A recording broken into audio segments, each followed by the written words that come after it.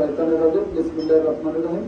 সম্মানিত সভাপতি, আমাদের মাঝে উপস্থিত হয়েছেন মঠবাড়িয়া গণমানুষের নেতা, ইতিমধ্যে যিনি সকলের কাছে জনপ্রিয়তার ঊর্ধ্বে স্থান করে নিয়েছেন, জননন্দিত জননেতা, জাতীয়তাবাদী যুবদল কেন্দ্রীয় সংসদের সাবেক সহ আন্তর্জাতিক বিষয়ক সম্পাদক জনাব এ আর মামুন খান। আমাদের মাঝে উপস্থিত রয়েছেন জাতীয়তাবাদী ছাত্রদল মঠবাড়িয়া উপজেলা শাখার সবচেয়ে জনপ্রিয় নেতা, এক সময়ে আজকের যুব নেতা জনাব ওয়াহিদুজ্জামান খান মিল্টন সহ এই অঞ্চলের ভাইয়েরা আমার সকলকে আমার ব্যক্তিগত পক্ষ থেকে শুভেচ্ছা অভিনন্দন। আমি পিরিজপুর থেকে এসেছি শুধুমাত্র এখানে এই বাদুড়া বাজারে প্রোগ্রামে আমি অংশগ্রহণ করার জন্য, কারণ বাদুড়া এবং ধানিসাপা আমরা এক এবং অভিন্ন। আমাদের সাথে যে সেতু বন্ধন রয়েছে, আমাদের সাথে যে মনের মিল রয়েছে, আমরা সবসময় এক বাজারে থাকতাম, এক স্কুলে পড়াশোনা করতাম। এখানে অসংখ্য লোক আছেন যারা ধানিসাপা বাজারে দোকান দেন এবং আমাদের সাপা মাধ্যমিক বিদ্যালয়ে লেখাপড়া করেছেন। সেখানে সুশিক্ষায় শিক্ষিত হয়ে অনেকেই আজকে বাংলাদেশে তার স্ব স্থানে তারা কৃতিত্বের সাথে তারা কিন্তু তাদের জীবন পরিচালনা করছে।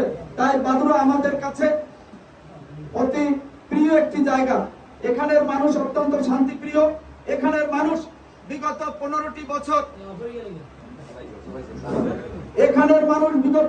বছর দুঃশাসন, নির্যাতন, নিপীড়ন, হামলা, মামলা, গুম, খুন উপেক্ষা করে জাতীয়তাবাদী দল বিএনপির ছায়াতলে তারা কিন্তু এই বিএনপির রাজনীতি তারা করেছে। তাতে তাদের অনেক ধরনের ক্ষয়ক্ষতি হয়েছে এবং তারপরেও তারেক রহমানের ডাকে সাড়া দিয়ে 15টি বছর তারা রাজপথে ছিল।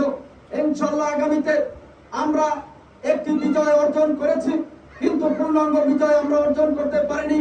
আগামী দিনে ভোটের অধিকার প্রতিষ্ঠিত করে এই বাংলাদেশের মানুষ 15টি বছর ভোট দিতে পারেনি, তরুণ সমাজ 15টি বছর ভোট দিতে পারেনি। বাংলাদেশের ভোটকে জাদুঘরে পাঠানো হয়েছিল, দিনের ভোট রাতে নেওয়া হয়েছিল। আপনারা জানেন ভোটারবিহীন একটি সরকার বাংলাদেশের মানুষের কাঁধে চেপে বসেছিল। দুর্নীতি এবং বাংলাদেশের টাকা লুটপাট করে তারা বিদেশে বেগম পাড়ার নামে এই দেশকে ফোকলা করে দিয়েছে, দেশের অর্থনীতি ধ্বংস করে দিয়েছে, দেশের সকল শিক্ষা প্রতিষ্ঠান, শিক্ষার সুষ্ঠু পরিবেশ সবকিছু ধ্বংস করে দিয়েছে। তাই আমাদেরকে ঐক্যবদ্ধ হয়ে আগামী দিনে ভোটের অধিকার প্রতিষ্ঠা করে জনগণের সরকার, যেই সরকারটি জনগণের পক্ষে থাকবে সেই সরকার আমরা আগামী দিনে নির্বাচিত করে তারপরেই আমরা জনগণের হাতে ক্ষমতা আসবে, জনগণের প্রতিনিধি এ দেশ পরিচালনা করবে। সবাইকে ধন্যবাদ জানিয়ে আমি আমার বক্তব্য শেষ করছি। আল্লাহ হাফেজ। বাংলাদেশ জিন্দাবাদ। বাদুড়াবাসী যারা এখানে উপস্থিত রয়েছেন এবং উপস্থিত হতে পারেননি সকলকে আমার অন্তরস্থল থেকে ধন্যবাদ। আল্লাহ হাফেজ। বাংলাদেশ জিন্দাবাদ।